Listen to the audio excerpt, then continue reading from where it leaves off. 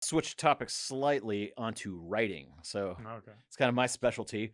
And in addition to being good at social media, like, of course, through all my spying, you also kill it at content marketing. I think there's some like silent killers out there in the content marketing world, and y'all totally kill it. I mean, you're like Alexa 50,000 plus site, which for people's reference, is pretty big. Uh, from what I know, y'all make like 200 to 400,000 organic only visits per month, if not more. That's from my little spy tools. What your analytics say, who knows?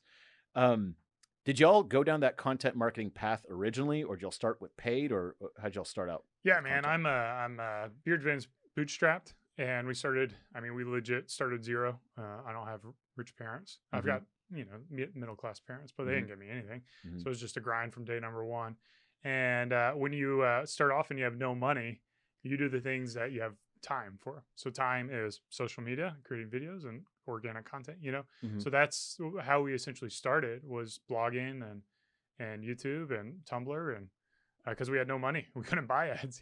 So again, no real strategy. It's just the only option we had Just putting available. out stuff. Yeah, What role does like consistency play in putting things out? yeah. Going back to what I said earlier, is suffering, man. You just got to suffer for So- for long periods of time. Like, if you're willing to suffer and produce the type of content you need to be successful, then you will see the results. But if you're not willing to suffer, if you expect to post an article up and get 1,000 visits a day from it,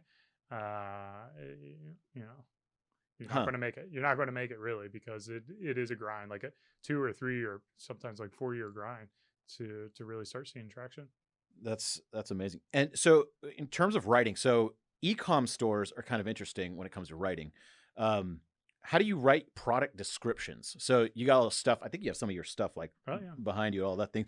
Like, how do you write a product description? Is it factual and to the point, or is it emotional, or is Nah, it both? we try to tell a story. Like, for instance, we got Old Money here. Old Money was a product that was inspired by my time as a child going to the Biltmore estate. I don't know if you know, the Yeah. Biltmore is built by not Cornelius Vanderbilt, but his kid, like William, I think. Hmm. And it's the largest like private house, and they open it up to the public. So I went there as a kid, and I remember going into like this game room, and it could be completely different, but it's just like how it is in my head. This game room with like these billiards tables, and these like floor to ceiling kind of like velveteen carpets, and you know how they get that kind of like peppery smell to them over Hmm. time, and then like they had like wood paneling, and they had like these leather chairs, and just kind of like the bourbon and the cigars. And it's like, I want to bottle that memory in my head. And then we came up with the name Old Money as a way. To me, the name Old Money was more about the dichotomy of like a bearded dude who's like fashion forward, and like just, you want to think of Old Money as being this like bearded, stylish guy. And we wanted to like shift the perception of what old money meant. And then also, of course, to the actual old money of the Biltmore estate. So Is that on the page, that story? I hope so, or like elements of it should be on there, Holy crap! or at Wow. least I tell it in my videos and whenever I talk to people. But almost every fragrance with a name like Tree Ranger has a story. Four Vices has a story. Temple Smoke has a story.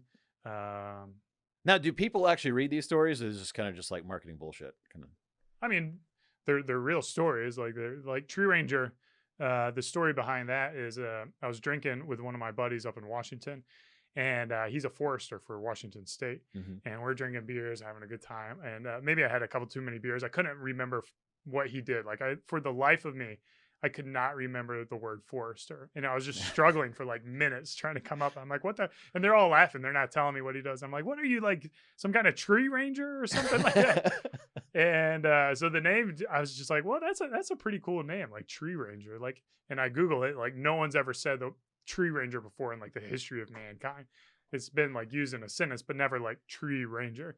And so we bought all the domains. We got like treeranger.com and got the product name there, and it was like our best selling product in the silver line. So That's a great, and I'm sure there's some sort of like logical explanation to it in the product description too. Like, it yeah, so it's all smells like like. we got a crap ton of trees in there. It's like Yeah. we got eucalyptus and pine and cedar, and That's a you know really interesting way of thinking of something, of like writing a product description. Yeah, and That's you think about fragrance. Fragrance is hard. Like, how are you going to know what something smells like? And to me, like, you have to evoke this kind of imagery of what it is, rather than be like, oh yeah, it's got pine notes and lemon notes and da-da-das. And it's just like, how do you even know that? You're like, oh, I like sandalwood. It's got sandalwood in it. I'm going to like it. And you can't really do that. You know what it kind of reminds me of? There's like Bill Gates and then there's Steve Jobs. Both are similar guys. Yeah. But they have very different approaches.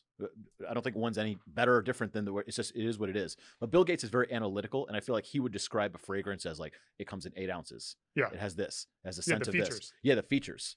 There's a little bit more how I am. Yeah. And there's like the Steve Jobs, which kind of reminds me of you, where it's like, you're kind of like a naturally kind of cool guy. And you talk in those different stories rather than the features. Yeah. So, I mean, for a reference, here's how we describe it. Breathe deep. That's the smell of old money with notes of age oak, black pepper, and amber. This is a rich and complex scent that evolves as it's worn throughout the day. And our most potent scent blend is a fragrance that is at home, surrounded by rich mahogany, your favorite worn leather chair, a glass of whiskey, and a cigar. A luxurious eau de parfum will ensure that you smell as awesome as you feel. And then we say how to do it. So, I mean, that's our description for it. To give you a little feel. Now, Mike, our copywriter, you know, like, fortunately, we've got a team of 15, and one of them is a copywriter. He is, he's like the best copywriter, like for our brand that I think you could ever have. Like, well, when you say like best copywriter for your brand, like what does that mean? That means like the way he just speaks naturally is just on brand. Like he doesn't have to convert anything about him. All he has to do is talk, and it's on brand, and it's just like it's magical. And he's like he's a pun like master. Pun master. Like he could, anything you say, he's got a pun quicker than you can imagine. I previously held that title, and then he came on board. And I'm like, no, go to Mike. We have a friend named Paul, and we call him Pun Paul because he's got the puns. And yeah, we all think we're good at dad jokes, and then you meet someone who's really good, and you're like, I succeed the title. Yeah, Mike is that way. So we got this product right here, deodorant coming out, and he's like, yeah, I got like 3 pit references in there, and I'm like, yeah, that's my kind of email.